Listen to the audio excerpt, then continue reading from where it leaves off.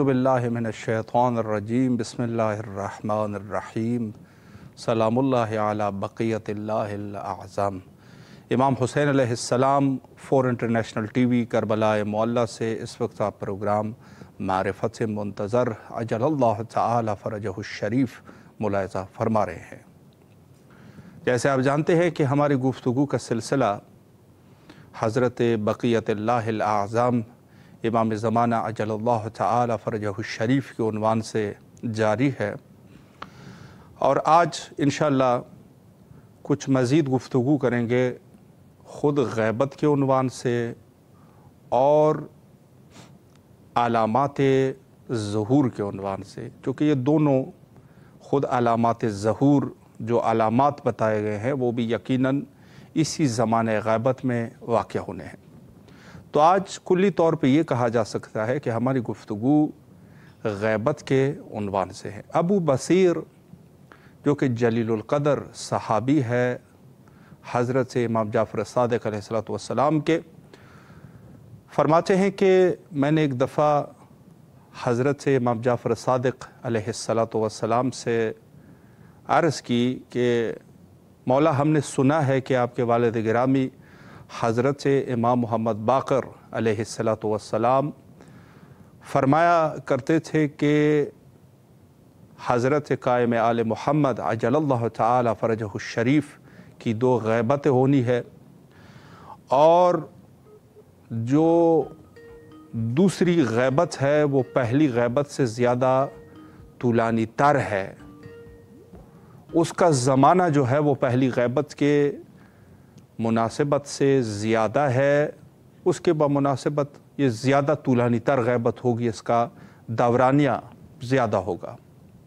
تو امام جعفر صادق علیہ السلام نے تائید کر کے فرمایا کہ ہاں ایسا ہی ہے، یعنی خود ائمہ اطہار علیہ السلام متواتر یہ احادیث جو ہے وہ موجود ہے، اور مسلمات میں سے ہے خود مہدویت کی باب میں، اور خود زمانہ غیبت جو حضرت کے مہم ترین جو موضوع ہے، جو مہدویت میں مہم موضوع ہے اور آج کے اس دور میں سب سے زیادہ کارآمد موضوع ہے، زمانہ غیبت، یعنی خود انتظار حضرت بقیت اللہ عجل اللہ تعالی فرجہ الشریف، جو کہ تمام زمانوں میں حتیٰ ایک کتاب لکھی جا چکی ہے کہ زمانے انبیاء علیہ السلام میں بھی کچھ انبیاء جو ہے وہ اس کا تذکرہ فرمایا کرتے تھے، اور ان کے آثار کچھ اس طریقے سے ہے کہ جیسے وہ خود بھی منتظران حضرت امام زمانہ عجل اللہ تعالی فرجہ الشریف میں سے ہو۔ آج انشاءاللہ العزیز نہایت ہی ہمارے معزز مہمان حجت الاسلام المسلمین علی جناب مولانا سید عروج الحسن میثم صاحب قبلہ لکھنؤ سے ہمارے ساتھ محو گفتگو رہیں گے، اور کنٹرول روم سے فرما رہے ہیں کہ رابطہ بھی الحمدللہ ہو چکا ہے۔ السلام علیکم ورحمۃ اللہ وبرکاتہ۔ وعلیکم السلام ورحمۃ اللہ وبرکاتہ۔ قبلہ خیریت سے انشاءاللہ، طبیعت مزاج بخیر ہے؟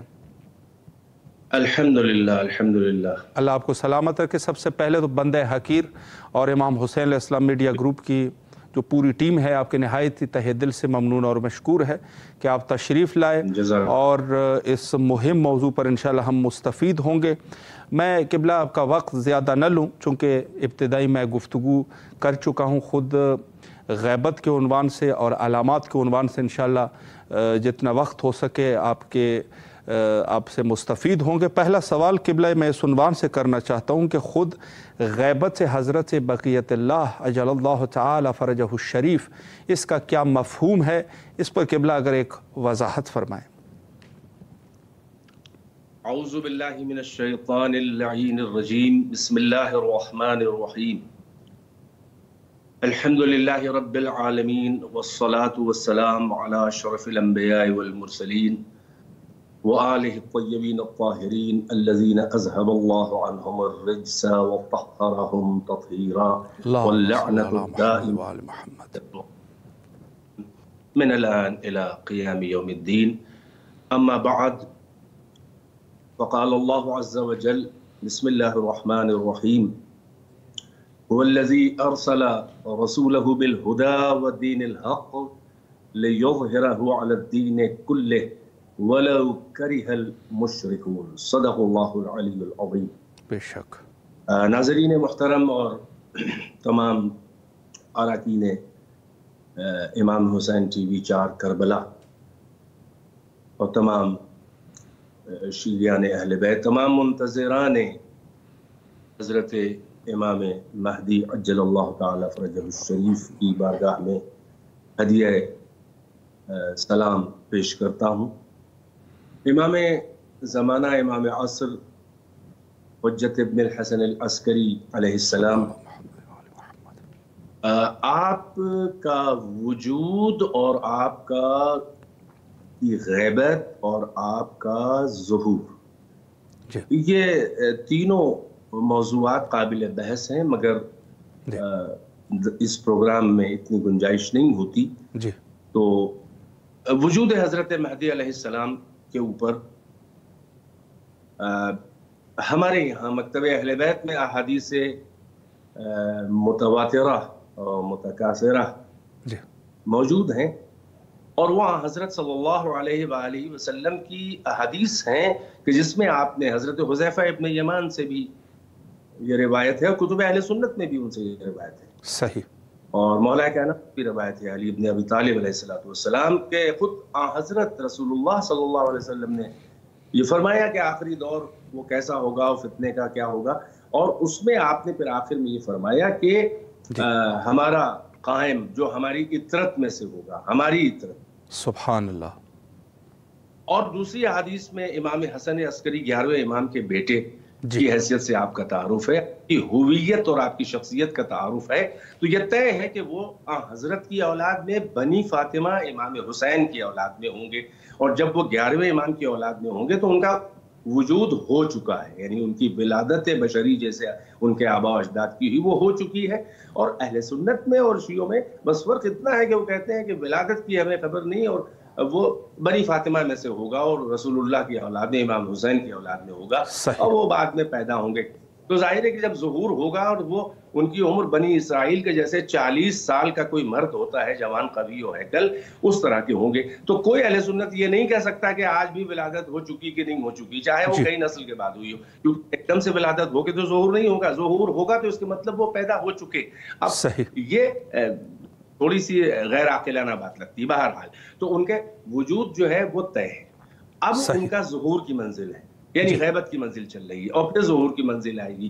تو اب قرآنی آیات میں باقاعدہ آپ کے وجود اور آپ کی غیبت کی طرف اور پھر آپ کے ظہور کی طرف اشارہ ہے۔ وہ تینوں چیزیں جو ہیں یہ انٹروائنڈ ہیں، یہ ایک گتھی ہوئی ہیں تینوں حقیقتیں، جس کو ایک دوسرے سے منفک اور جدا نہیں کیا جا سکتا۔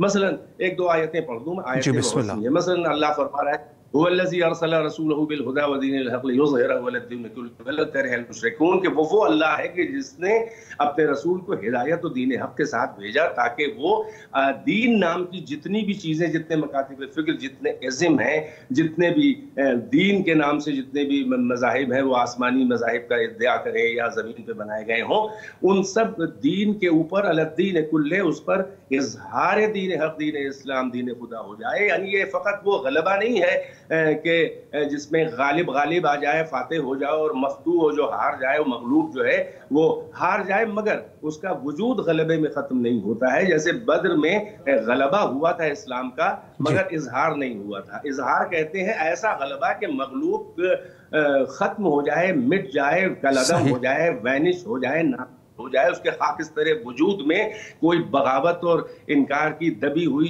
چنگاری باقی نہ رہ جائے کہ سازگار ہوا کے جھونکوں سے وہ چنگاری انگارے میں اور وہ شرر شعلے میں بدل پائے۔ یہ اظہار کہلاتا ہے۔ تو اب تک کہ اظہار نہیں ہوا، غلبہ ہوا ہے کہ وہ اگر بدر میں اگر اظہار ہوتا تو پھر وہ احد میں دوبارہ باطل اپنی توانائیوں کو جمع کر کے پھر سے مقابل حق کے حق کے نہ کھڑا ہو جاتا۔ تو اظہار یہ ہے کہ رہی نہ جائے، تو رسول سے وعدہ ہے، مقصد یہی ہے بھیجنے کا ہدایت و دین حق کے ساتھ، مگر وہ وعدہ آج تک تو پورا نہ ہوا۔ اس کا مطلب یہ ہے کہ کوئی نہ کوئی وقت آنے والا ہے کہ غلبہ دین حق نہیں بلکہ اظہار دین حق ہوگا، یعنی کوئی دین محمد کے علاوہ رہ جائے اور وہ وعدہ اللہ ان اللہ لا یخلف المیعاد، اللہ اپنے وعدے کے خلاف نہیں کرتا، اس کے مطلب جو اللہ نے وعدہ قرآن میں کیا ہے پورا ہو کے رہے گا۔ اب ہمیں تمام مکاتب کے لوگ بتا دیں کہ وہ وعدہ پروردگار پورا ہوا کہ نہیں ہوا، اور نہیں ہوا تو نہیں ہوا تو کب ہوگا؟ تو وہ سوائے ہم نام محمد، نسل محمد، خون محمد، جو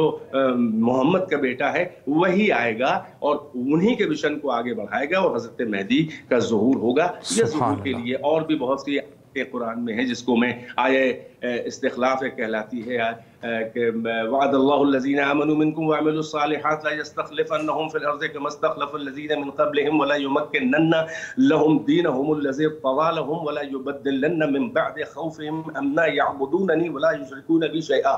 تو یہ آیت ہے کہ اللہ نے مومنین اور عمل صالح کرنے والوں سے یہ وعدہ کیا ہے کہ ان کو زمین پر خلیفہ اور اس کا حاکم و وارث بنائے گا جیسے بعض پچھلوں کو بنایا، اور ان کو جو ہے وہ اس دین پر عمل کرنے کا تمکن دے گا کہ جو دین مرتضی ہوگا، جو اللہ کا دین ہوگا، اور وہ ان کے امن، ان کے خوف کو امن سے بدل دے گا، یعنی پھر خوف نہ رہے گا، تقیہ نہ رہے گا دین حق پہ عمل کرنے کا، اور امن سے بدل کے سب مل کے اللہ کی عبادت کریں گے، کوئی شرک نہیں کرے گا۔ یہ وعدہ بھی ہے، اللہ نے وعدہ مومنین سے کیا ہے، وہ کب؟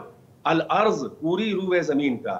اور بھی آیتیں ہیں، بہرحال تو میں اپنے مقصد کی طرف آتا ہوں۔ تو یہ آیتیں بتا رہی ہیں کہ کوئی نہ کوئی ایسا ہے، اور احادیث سے ملا کے دیکھیے تو شخصیت و ہویت حضرت مہدی بالکل آیا ہے آئینہ آیات و احادیث و روایات کے اندر۔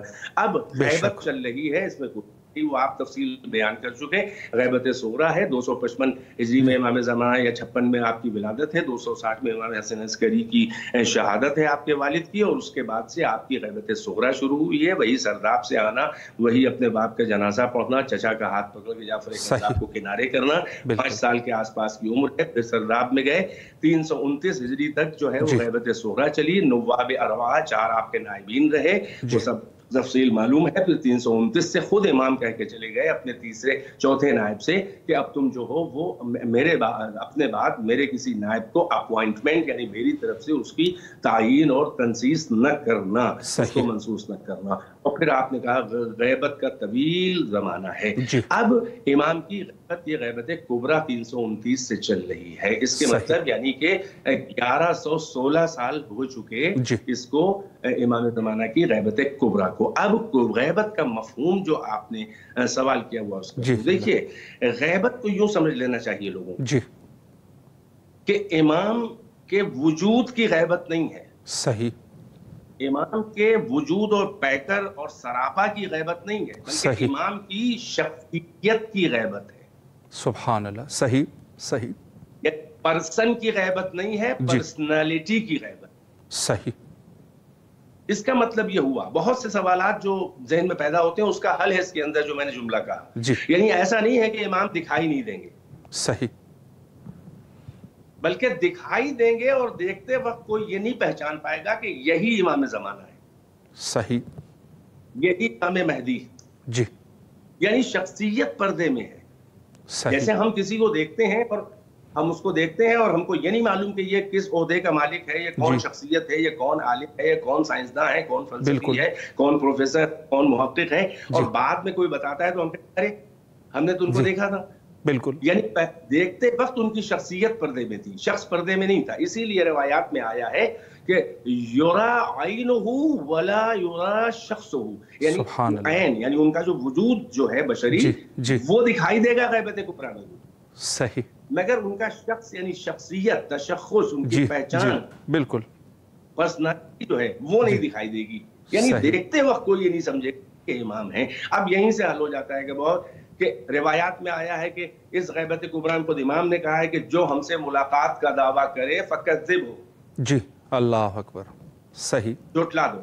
جی، یہ بھی نہیں کہا ہے کہ وہ جھوٹ بول رہا ہے، صحیح، عجیب حکمت، یہ نہیں کہا ہے جو مجھ سے ملاقات کا دعویٰ کرے وہ جھوٹا ہے، نہیں، صحیح، تم جھوٹلا، صحیح۔ اس کے اندر ایک بڑی حکمت و مصلحت ہے، جی، وہ یہ کہ یہ بھی نہیں ہے کہ ملاقات نہیں کریں گے۔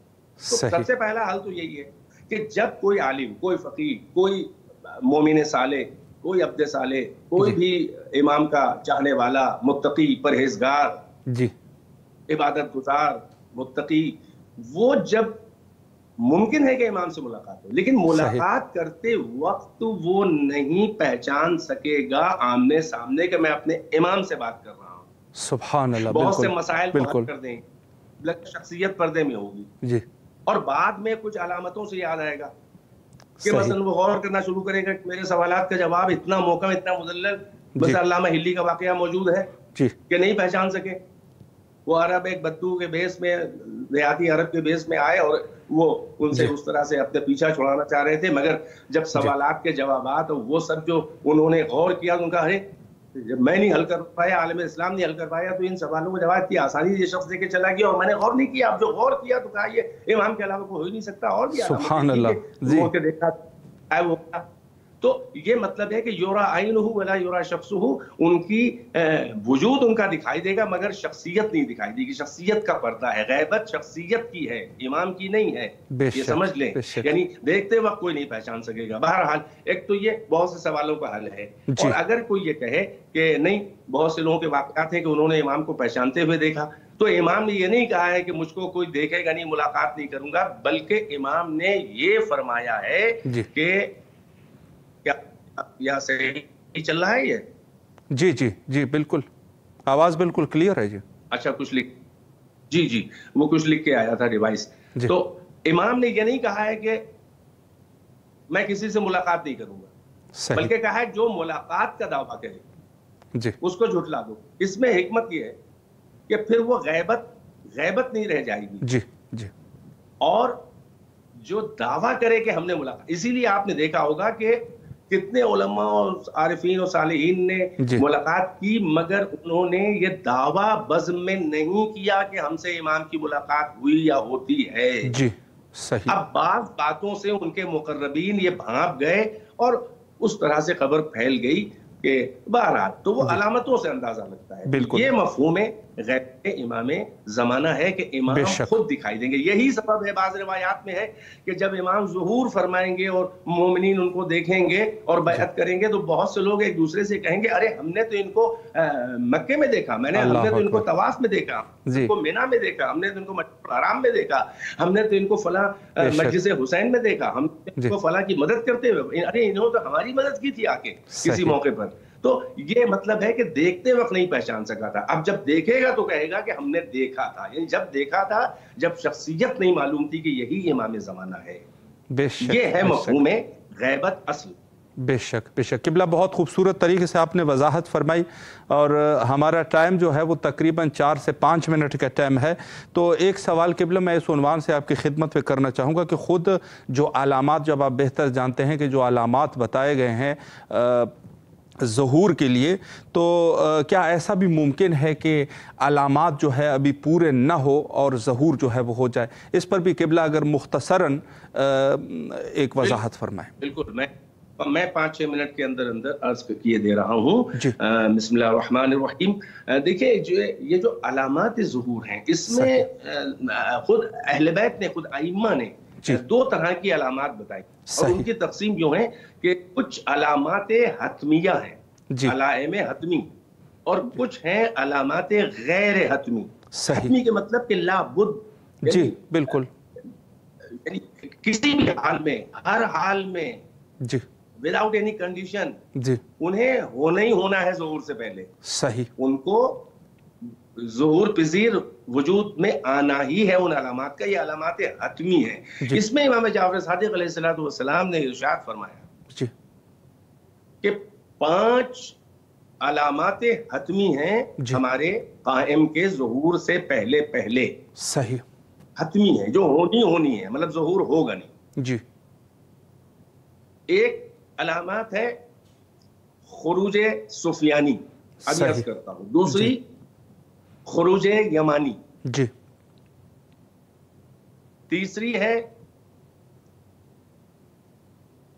قتل نفس زکیہ، صحیح صحیح، چوتھی ہے ندائے آسمانی، صحیح، اور 5ویں ہے کہ سرزمین بیضاء کا دھنس جانا زمین میں۔ صحیح، یہ حتمی علامات یہ ہونی ہے. غیر حتمی یہ ہے کہ لازم نہیں ہے کہ ہوں، کیونکہ وہ غیر حتمی کی فہرست بڑی طویل ہے، اس میں بہت سے جزئیات ہیں، اس کو بھی تھوڑا سا کہہ دوں گا. لیکن حتمی کے بارے میں بتا دوں کہ خروج سفیانی یہ کیا ہے؟ حتمی. یہ نسل ابو سفیان سے ہوگا اور یہ عربستان سے نکلے گا، غالباً مکے سے. یہ عربستان سے نکلے گا، یہ ابو سفیان کی نسل سے. یہ امام مہدی کا باغی ہوگا، یہ ناصبی ہوگا، ناصبی. یہ اور وہ جو خروج دجال بھی ہے ایک علامت، اور وہ یہودی جس کا انتظار کر رہے ہیں. تو یہودیوں اور ناصبیوں کا آپس میں ملاپ ہوگا. صحیح.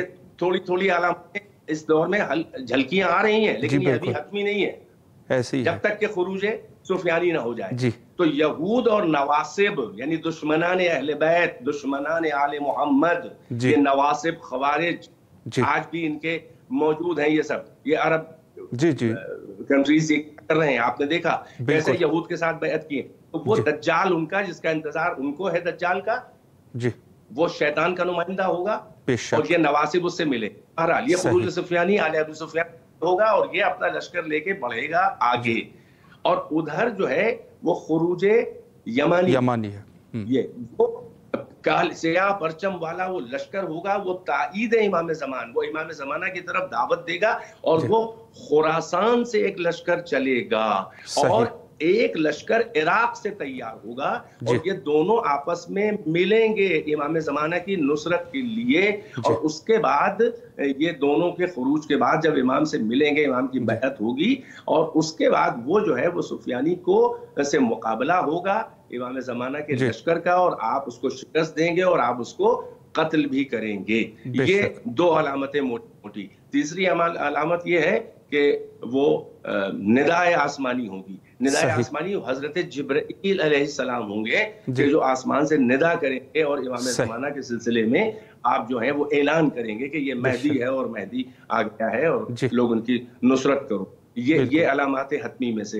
اور اسی میں ایک ندا اور آئے گی شیطان جو سفیانی کی حمایت کے لیے وہ آئے گی ندا. اور اس میں لوگوں کو، مومنین کو بھی تھوڑی سی الجھن اور کنفیوژن ہوگا کہ یہ کون سی ندا ہے. بہرحال تو ایک یہ بھی ہے. اور قتل نفس زکیہ یعنی وہ حجر اسود اور مقام ابراہیم کے درمیان ایک نفس زکیہ جو سید ہوگا، اور بعض روایات میں ہے کہ وہ سید حسنی ہوں گے، ان کو حجر اسود اور مقام ابراہیم کے درمیان قتل کیا جائے گا. اور اسی وقت اسی زمانے میں مدینے میں ان کے چچیرے بھائی، اس نفس زکیہ کے چچیرے بھائی جو سید حسنی ہوگا، اس کی چچیری بہن و بھائی کو اس کو مدینے میں قتل کر کے مسجد نبی کے سامنے دروازے پہ ان کے جنازے لٹکائے جائیں گے. یہ ہم زمان ہوگا. اور یہ وقت قبلہ انتہا پر پہنچ گیا. بس ختم کر رہا ہوں. اور پانچویں علامت جو ہے وہ وہی ہے جو میں نے عرض کیا کہ وہی ندائے آسمانی بھی کہہ چکا، قتل نفس زکیہ کے.